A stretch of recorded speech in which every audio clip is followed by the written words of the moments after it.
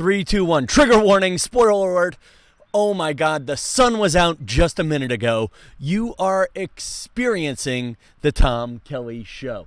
Higgins Beach edition, and this is the ultimate example of me making something more complicated than it needs to be. I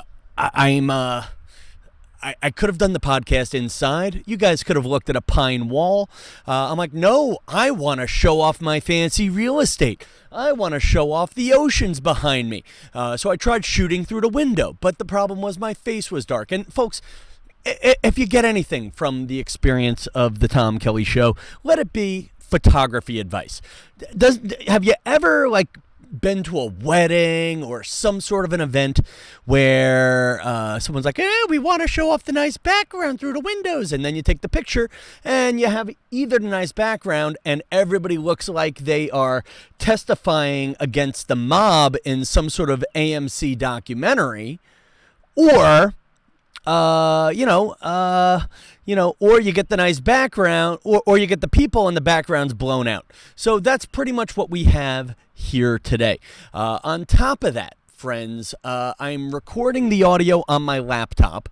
I'm using my good video camera when I probably could have just gotten the same darn video quality from my iPhone. And listen, and we're in this age of none of the plugs plug in, people. None of the plugs plug. I have my new, I have my soundboard that plugs into the laptop, and then the laptop and the soundboard would then plug into the computer, but I have that in New York. This is a microphone I got, I guess, before the pandemic, but this just plugs into the laptop, which is USB-C, and then, actually, no, it's USB, so I need a USB-C adapter, but the camcorder, well, no, that's just XLR. Too much technology, people, too many plugs, too much technology. And frankly, I don't know if this is even going to sync up, all because I wanted to show off. It's a different kind of vacation. Oh, let's see. You'll see it, though, but you're going to see it. Look, there you go. Real life background. There's someone biking right behind me. And what's funny is, as I'm trying to grow, I'm trying to make this podcast a bigger podcast. Not just for you, America. I'm trying to find new listeners, too, okay? I really am. I'm trying to grow as a comedian. I'm trying to get this out to people.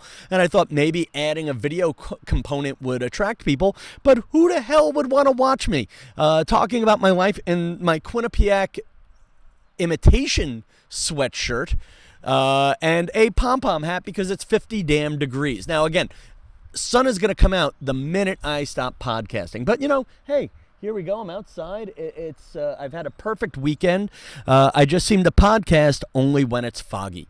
I love days like this in Maine. It's a day where I forced myself to go out in nature. I went to Fort something or another park. I don't know. I'll put the graphic up, or maybe I won't. But it was cold. It was a little miserable. And then I went to a... let's see if I can find the note on that. I went to a different park, Robinson Park. So I went to Robinson Park and whatever Fort Park is down the block. The Fort Park is beautiful. It has the most photographed lighthouse in the country there. So if you want to be a basic lighthouse bitch, that's the place to go to. And yeah, a lot to talk about. 1 week is enough for me being here, people.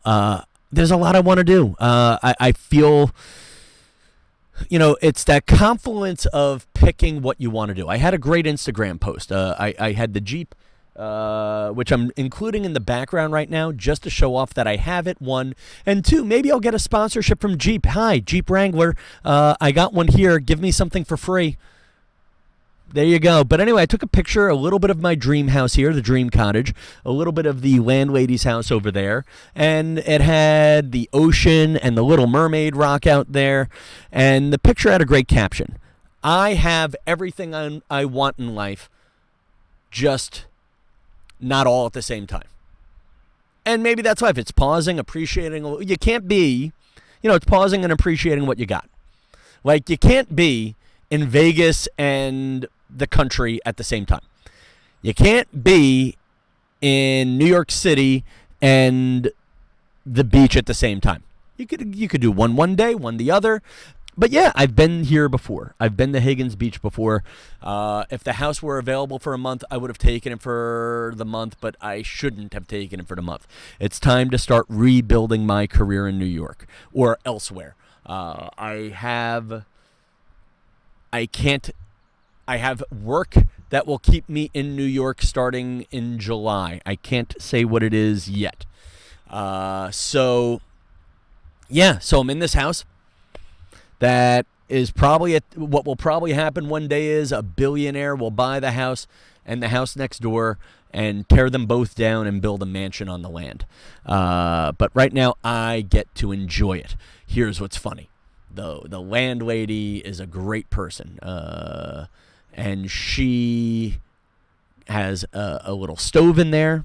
There's a microwave. There is a sink. And then last year they got a Keurig, but they got the cheap-ass Keurig. And so I would almost love to say, give me 2 days free, and I will get you a proper Keurig.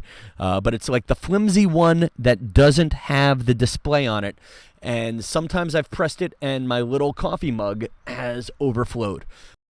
By the way, my coffee is now kind of cold from hours of just setting this shot up over and over and over again. Let's go through some topics. I have a whole list of topics I want to talk about.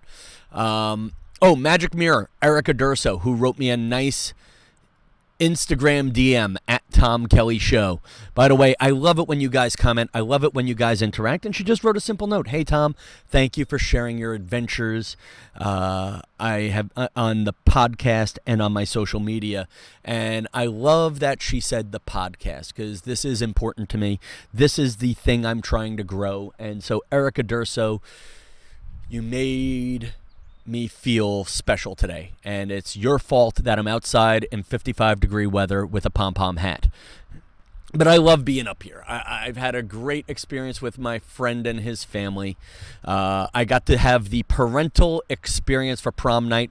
I went with my friend for his daughter's prom night, and it was just interesting seeing how the prom evolved. We went to the outside of the building where the prom was done. And what was interesting was just how maybe it's in some ways it's more casual and more serious than when I was in high school. Like they were checking for drunks. This particular high school had students performing breathalyzer tests before going into the prom. And I think allegedly they had a pattern that they kept changing, like it was every third person, then it was every fifth person. But I guess if you're really drunk, you can't count out every third or fifth. And if you are drunk and can count out every third or fifth, you're the valedictorian and you deserve to be drunk at your prom. My high school, I don't think they checked for drunks. I think the way they checked for drunks was if you puked in the bathroom. So that was kind of cool.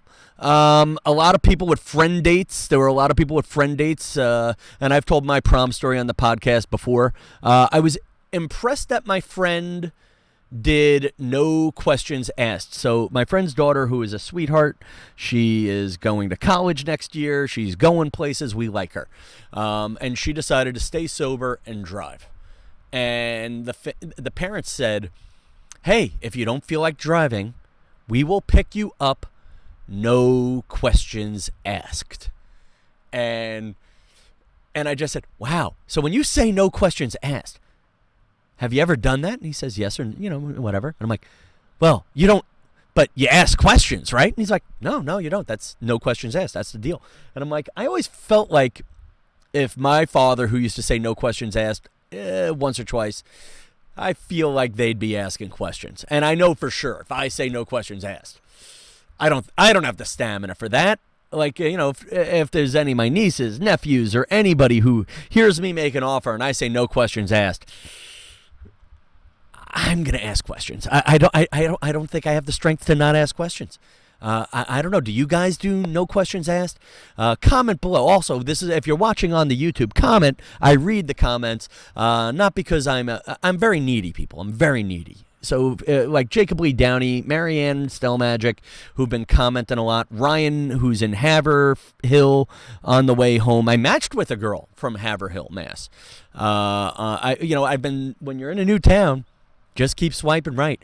She's a horror writer, but she says she's been working on the same book for 5 years. So Aaron from Haverford, if you're there, if you comment, I might be inclined to stop, but only if you've listened to this podcast. Fashions at the prom, lots of women dressed like Cinderella. Actually, I was kind of bothered. There was one girl in this beautiful Cinderella gown and a princess hat. I'm like, you have not won prom queen yet. That's kind of ballsy to wear a princess hat when you have not won prom king or queen. Lots of Jessica Rabbit dresses with one leg showing.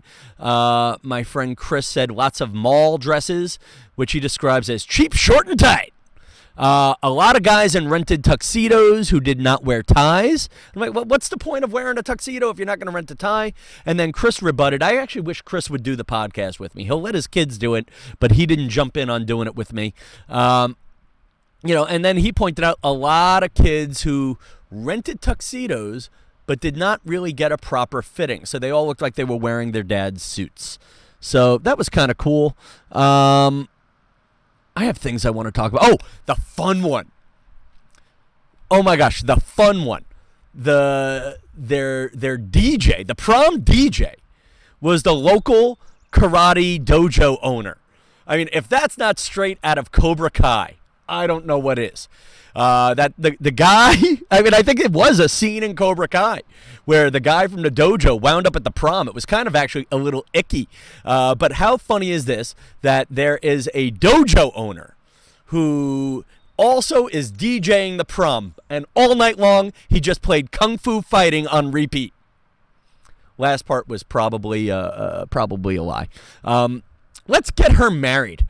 So you know me. Listen, for my radio writing, I'm going to own this, people. Following bartenders, women bartenders, cheerleader types, and the occasional Hooters girl. Actually, Hooters girls were great for radio writing because there's generally, especially with the Hooters girls, crazy topics. I'm following a bunch of Dallas Cowboys cheerleaders right now. I'll eventually unfollow later. I followed one, then it suggests number 2, then it suggests number 3. A lot of them love Jesus, and I love the inspirational, the basic pretty girl inspirational memes I'm getting from them. A lot of Jesus loving.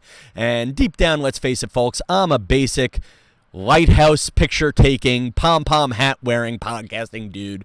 But there was a girl, Taylor, and I guess she shared a lot of her friends' posts, and everybody kept using the phrase, let's get her married. When did people, like every guest who went to the wedding posted with the caption, let's get her married? Is that from a movie? What am I missing? I don't know. I'm missing something there, people. When did people start saying, let's get them married? But the fun one is she did share one video, and her name is Taylor Jane, and there's like 5. It was any single Dallas Cowboys cheerleaders listening to this podcast. Feel free to add me. I will fly to Dallas. I'm available for more travel. As of right now, career goes back into the toilet September 10th. Or you could just come to New York. I have some fun things going on this summer. That's all I can say. Topic. Oh, but anyway, yeah, Dallas Cowboys cheerleaders. Let me know, when did people start saying, let's get them married? Is this a Brad Paisley lyric I'm missing? It's something like that. I don't know. Conversation starter. What's your favorite hole? I'm talking about miniature golf, people. Did a lot of it, played at a mini golf course. It was a dinosaur-themed mini golf course. Next conversation starter. Does your significant other respect your balls? I'm doing this for me, people.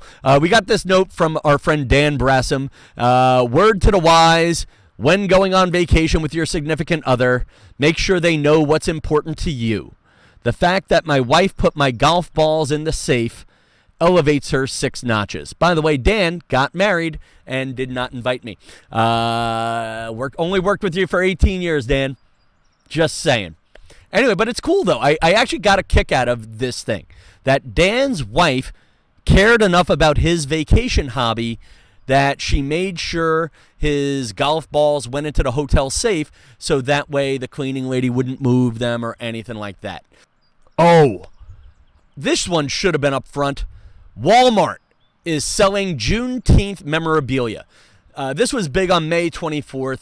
Walmart had to apologize for selling Juneteenth ice cream. May 29th, the Walmart in Scarborough, Maine, is still selling Juneteenth T-shirts for the bargain price of $8.99. Did I buy one? Yes. But I bought it knowing it's a stupid thing, and I'm hoping I was going to wear it on the podcast, but I didn't want to look stupid. But I did one TikTok that got a little bit of traffic. Should this old white guy buy a discount Juneteenth t-shirt from Walmart, a store known for its low-paying jobs, owned by a wealthy white family? But Juneteenth is going to be a federal holiday this year, and Juneteenth was the day, June 19th, 1865, was the day that the last slaves in Texas realized that they were freed, that the word of the Emancipation Proclamation got to Texas, and everybody partied. And I think in some ways it's the most necessary holiday ever at the worst absolute time. And I've made this joke before. We should move July 4th to March. But for real, Juneteenth is a holiday kids need. Listen, we have Black History Month, blah, blah, blah. I feel like you get more of a bang for your education buck out of Martin Luther King Day because everybody has off and all the schools say, hey, you're going to learn about Martin Luther King to earn your day off. That was the elementary school thing. And now Juneteenth, half of the schools in the country are out of session on June 19th. And the half of schools that are in session, it's either finals or field day. Nobody's learning from the placement of Juneteenth. Could we change Juneteenth to May 10th? I don't know, but I will say this: it's a new federal holiday, and here's my advice for white people. And again, folks, here at the Tom Kelly Show, I love this expression. Some of my best friends are white, but maybe white people, we should lay low this year. See how our black friends, our friends in the proverbial communities, let's see how it's celebrated, and then follow suit. And if you don't have a black friend, well, wait a bit, okay? Wait a bit. Don't be the guy who tries too hard. Don't go to Walmart and buy the shirt yet. You know what? We can lay low this year, see where it goes. I think it's a 3-day weekend this year, though, so that's kind of awesome in a lot of regards. So there you go. I have all these topics I want to talk about. All right, last two. And then last one, this is a positive one. Ryan Reynolds. He really does own a stake in Mint Mobile, which is, it's an ad that keeps coming up on YouTube for me. By the way, I love Ryan Reynolds. I feel like if I had a little more talent and a few more muscles and a little more ambition, that could have been me. Everyone says, Tom, you look like James Vanderbeek, but every now and again, someone says, Tom, you look like Ryan Reynolds, or as we once had in my email, TomKellyShow@me.com, someone sent me an anonymous note, Tom, why do you look like a fat Ryan Reynolds? And well, some people might focus on the fact that the person called me fat. I focus on the fact that the person called me Ryan Reynolds. Thank you. Anyway, according to Engadget.com, he really does own a piece of Mint Mobile, has owned it since June of 2019. And Mint Mobile is one of those cheapo third-party cell phone services. They let you buy your service in advance. And it runs on the T-Mobile network. So, I don't know. I don't know if Mint Mobile is a good burner phone. I'll talk about burner phones in a second. But Ryan Reynolds is using his star power, in his words, to promote a more practical approach to the most essential technology than normal luxury products you don't need. Geez. I hope you folks are still listening. And if you are listening to this story, you know how to get in touch with me. Tom Kelly Show across the board on social media. Comment on one of my random pictures if you're not on YouTube. But here's a good one. By the way, Live Biker just shot behind me. For those of you watching this on YouTube, I hope you're enjoying the backgrounds. I was in New York City. I posted this as an Instagram story. But I was in New York City at the corner of 74th and Amsterdam. I looked down, and there was a flip phone. The flip phone was kind of correct. And the story on the flip phone is it was on the floor, and I couldn't decide whether or not to open it. There was no battery in it. I put the battery back in, and then you have this moment of, was the flip phone used in a murder? You know, like it was a burner phone. It was a classic Law and Order phone. And the question you guys got to ask yourself is, if you find one of those phones, what do you do with it? Now, the realistic situation is I thought it might have belonged to a delivery guy or somebody like that who might need it. You know, like it could be my dad's phone, could be an elderly person. But it's more interesting to think, was that phone used in a murder? Was it a burner phone?